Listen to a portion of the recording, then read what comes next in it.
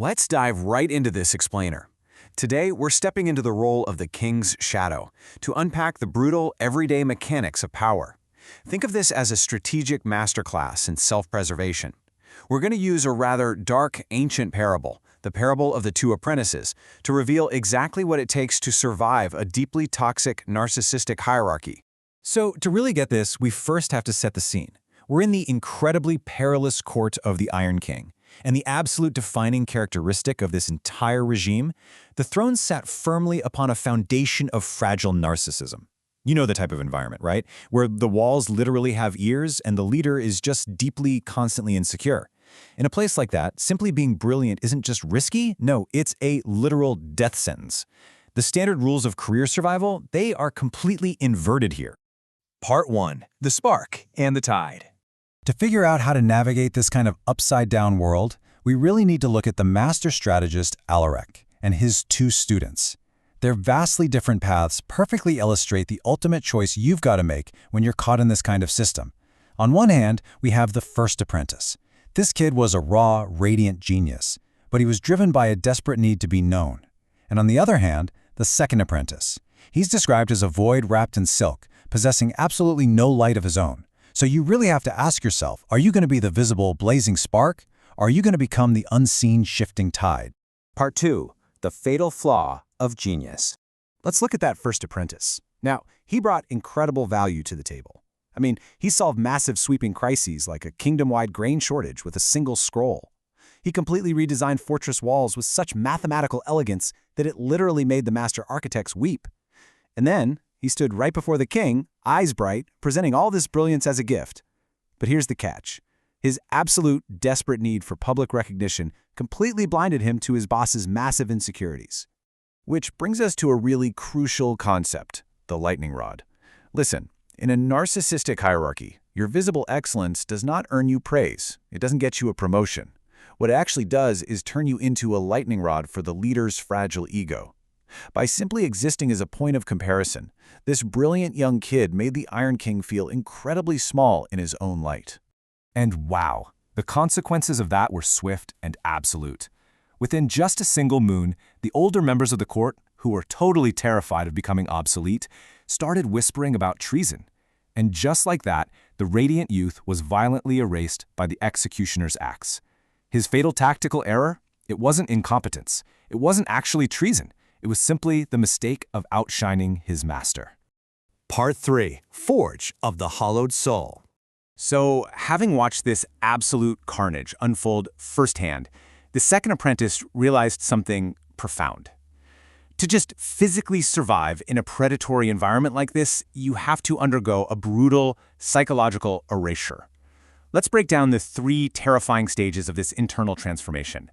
Alaric called it the Forge of the Hollowed Soul. Step 1, you have to systematically strip away your personal pride.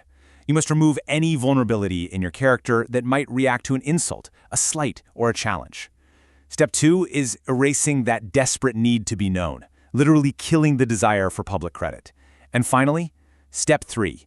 This is a radical self-erasure, where you shed your humanity entirely to become nothing more than a vessel of pure utility. I really want to emphasize this point. You have to kill the desperate need to be known. The core of this erasure is absolute. You must completely annihilate your desire for public credit. If you want to successfully inhabit the shadows without the constant friction of your own ego getting in the way, you cannot crave the spotlight. You literally have to eliminate the very concept of getting credit from your entire psychological framework. It is a total unyielding erasure of the ego. Part 4. The Moon Architect. Now, what's absolutely fascinating from a strategic consulting perspective is how you take that newly hollowed out soul and weaponize it to control the hierarchy from the inside. Once your ego is completely out of the picture, you adopt a new form, the moon archetype. By eliminating the friction of ego, you basically function purely as a reflective surface for your superior's narcissism. Think about it. You don't emit any light of your own. Instead, you mirror their desires so perfectly that they actually believe they are the sole source of brilliance in the room. You're not competing for their attention. You are actively feeding it. Let's look at the day-to-day execution of this strategy. Through something called reflective subservience, you essentially wear a veil of flattery. This transforms you from a potential threat, a rival, into this essential, totally non-threatening extension of the leader's own mind. And then there's commanding the tides. Just like the moon controls the ocean without putting out any of its own light, you are guiding major institutional outcomes entirely from the dark. You are quietly manipulating the shadows while the leader takes all the public glory. Part 5. Tactics of Radiant Subversion. Over time, this veil of subservience actually evolves into absolute predatory control over the entire realm. We call this radiant subversion. By remaining completely undetected, the hidden strategist turns their total submission into a weapon. You are literally undermining the sun from within its own blinding light. So while the king is sitting there basking in the glory of your ideas he is absolutely convinced are his own, he starts growing heavy. He becomes unstable with the sheer weight of his own unchecked vanity.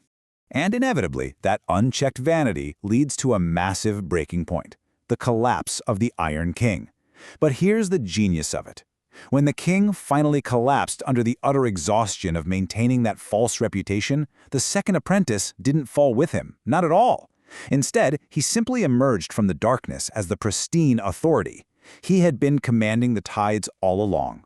Part 6. The Cost of Self-Erasure. But hold on a second.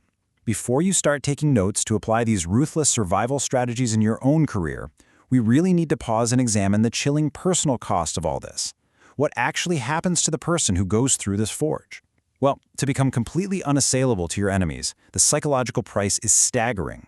You essentially become a void wrapped in silk. You have to shed your humanity, existing as nothing more than a ghost in your own skin. You do all of this so there is no true heart, no visible ego left for an enemy to even strike at.